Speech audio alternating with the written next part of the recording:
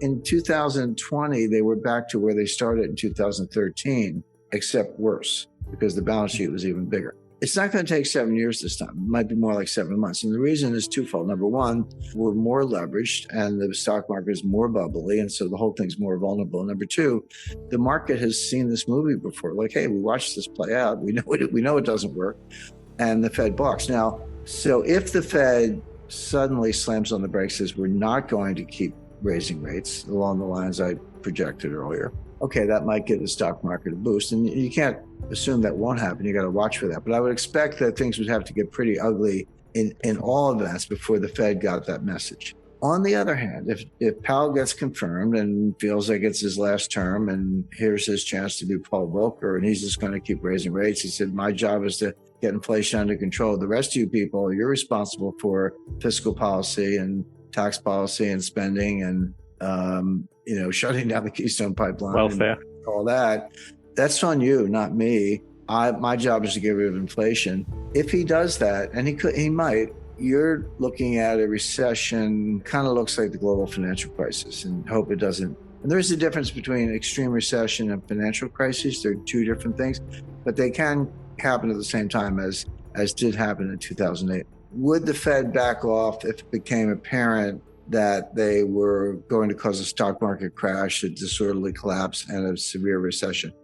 The answer is almost certainly yes. But the problem is it might happen anyway. In other words, they might have gone too far. And this almost happened in 2018, and that was my point.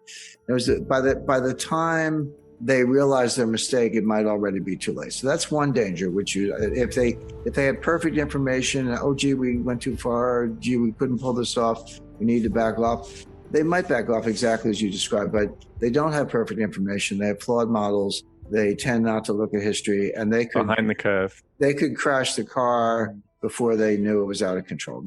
It's like slamming on the brakes on ice. You can slam on the brakes, but you're going to go for a long time before the car stops. So that's one problem. The second problem is you have to separate, as I said, recession, even severe recessions, from financial crises. In 1998, we had a financial crisis, but no recession.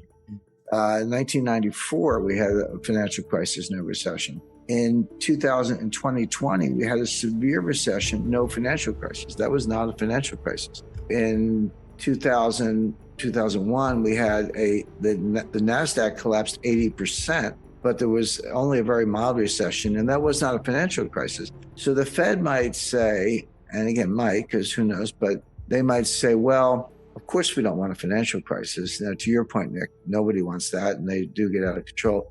But we're not worried about that. You know, we learned our lesson in 2008. We had Dodd-Frank. I had this discussion with James Gorman, the CEO of Morgan Stanley. I briefed their board, and they gave me a lot of pushback. They said, "Well, you don't understand, Jim. We have more capital and greater liquidity and less leverage and better credit." And I granted. I said, "You're absolutely right." I said, "Nice job. You're a stronger bank now than you were then." But in a financial crisis, it doesn't matter. The problem is systemic. In other words, as an individual bank, you may be better off, but if the whole system's collapsing, you can't necessarily withstand that. So they don't want that. But what if they said to themselves, you know what, we don't want a financial crisis, but we don't think that's going to happen. But maybe we'll just have to bear a recession. Volcker knew what he was doing. Volcker knew that there was going to be a recession. And the recession of 1981-82 that he caused was at the time the worst since the Great Depression. Now, we've surpassed that twice since then, 2008 and 2020, although it's hard to know what 2020 was. I mean, down 36% in 2 months and up 38% in the next 2 months. I mean, what is that? But at least in technical terms, we've had two worse recessions, 2008 and 2020 since then. But at the time, and I lived through that. I was around. That was the worst recession. But Volcker knew that would happen. He said, that's the price we have to pay to break the back of inflation. And he did. And by 1986, inflation was like 2% or 1.8%. Now, there was far less worry about financial crises at the time.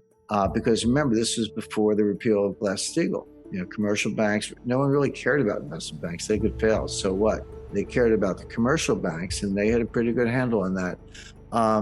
So they weren't worried about financial crisis, but today you would be for the reasons we mentioned. So there are two possible major blunders here, but again, don't underestimate the Fed's ability to do both. One is that they could decide they don't want a recession, but not know until it was too late. They just tighten into it, don't know it until it's too late, and then the damage is done. The other one is they could sign up for a recession, say, yeah, sorry, but that's the price of getting inflation under control, and trigger a financial crisis that nobody wants but could happen anyway. So, it's kind of so and Charybdis, take your pick. Severe recession, but we know it's coming. Recession that causes a financial crisis that we didn't want, or just let the inflation rip. What's the good outcome there? What's the good one? Yeah. But I think those are the three choices. I think you're right.